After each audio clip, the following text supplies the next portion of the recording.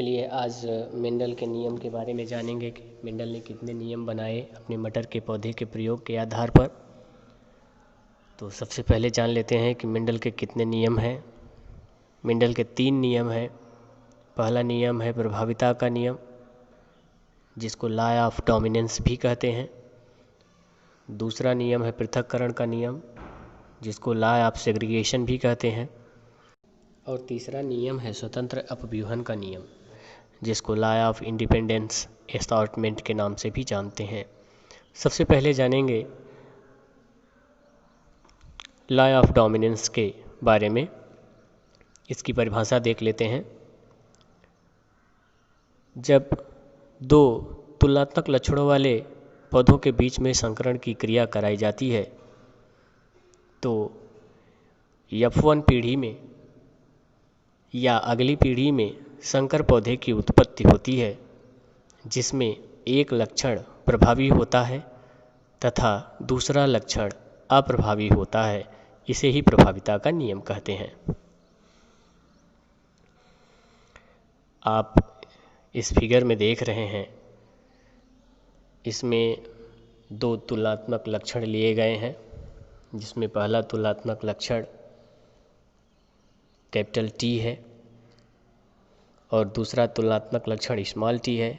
Capital T प्रबल लक्षण वाला है और स्मॉल t दुर्बल लक्षण वाला है। ये दोनों ही लंबाई के 2 तुलनात्मक लक्षण हैं और जब इन दोनों तुलनात्मक लक्षणों के बीच में संकरण की क्रिया कराई जाएगी तो आप देख रहे हैं F1 पीढ़ी में, मतलब अगली पीढ़ी में एक संकर पौधे की उत्पत्ति हो रही है, जिसमें दोनों ही तुलनात्मक लक्षणों के जीन उपस्थित हैं, लेकिन ये पौधा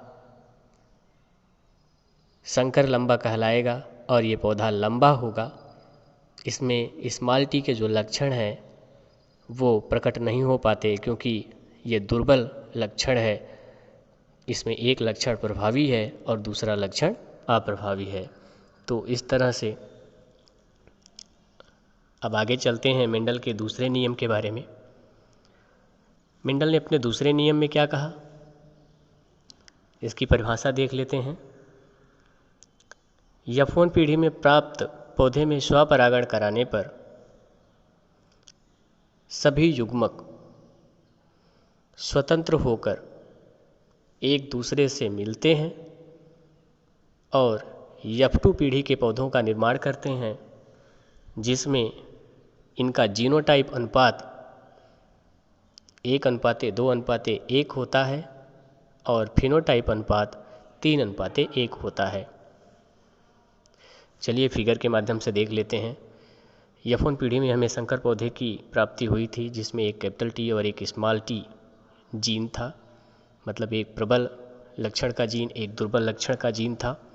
इस पौधे में स्वपरागण कराने पर सभी युग्मक, चाहे वो नर युग्मक हों या मादा युग्मक हों, सभी युग्मक पृथक होकर के एक दूसरे से मिलते हैं और F2 पीढ़ी में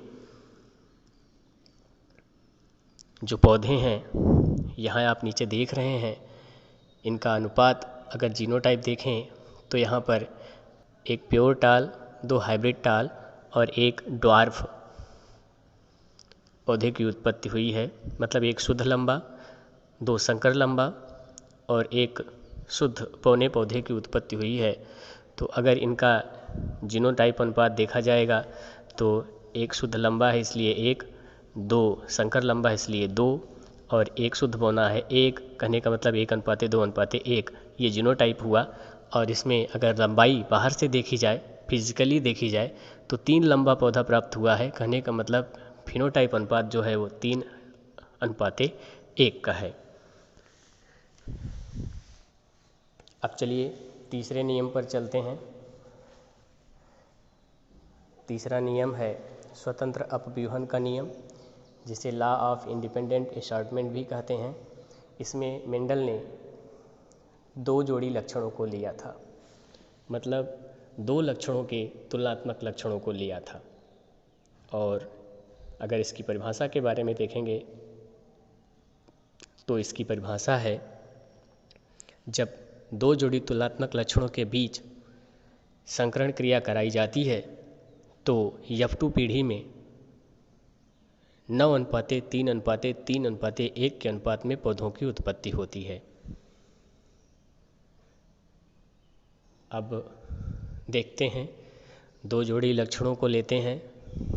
यहाँ पर गोल पीला बीज और झुर्रीदार हरा बीज लेते हैं। मतलब एक ऐसा बीज है जिसमें अगर बीज का आकार या बीज की आकृति देखी जाएगी तो पहला लक्षण तो है बीज के आकार में एक गोल है और एक झुर्रीदार है, और दूसरा है बीज के रंग में एक पीला है और एक हरा है, जिसमें गोल और पीला ये दोनों ही लक्षण प्रबल हैं और हरा और झुर्रीदार ये दोनों ही लक्षणों के जीन दुर्बल होते हैं। अब देखते हैं, जब प्रबल लक्षण वाले कारकों से दुर्बल लक्षण वाले कारकों के बीच में संकरण की क्रिया कराई जाएगी तो यौवन पीढ़ी में संकर पौधे की उत्पत्ति होगी, जिसमें उपस्थित तो सभी लक्षणों के जीन होंगे लेकिन प्रबल लक्षण ही प्रकट होंगे। अर्थात जो पौधा होगा उसमें जो बीज होगा वो संकर गोल पीला होगा या संकर पीला गोल होगा। अब यदि इस पौधे में फिर से स्वपरागण होता है तो इसके फिर से युग्मक स्वतंत्र होकर के मिलेंगे और नर युग्मक मादा युग्मक से मिलने के बाद जाइगोट बनाएंगे, स्वतंत्र रूप से एक दूसरे से मिलेंगे और F2 पीढ़ी के पौधों का निर्माण करेंगे। और इस तरह से आप इस फिगर में देख रहे हैं कि जो पौधे उत्पन्न हुए हैं वो 9:3:3 के अनुपात में उत्पन्न हुए हैं। यहाँ पर नीचे लिखा भी गया है कि कौन सा पौधा 9 के अनुपात में, कौन सा पौधा 3 के अनुपात में, फिर अगला 3 के अनुपात में कौन सा पौधा है और 1 के अनुपात में कौन सा पौधा उत्पन्न हुआ है। तो इस तरीके से मेंडल ने अपने प्रयोग के माध्यम से अपने तीनों नियमों की पुष्टि की थी। इस वीडियो में बस इतना ही। वीडियो काफ़ी लंबा हो जाएगा, इसलिए इसके आगे के टॉपिक को अगले वीडियो में देखेंगे। तब तक इतना आप जो मैंने बताया है इसको आप नोट कर लीजिए और फिर अगले वीडियो का इंतज़ार कीजिए।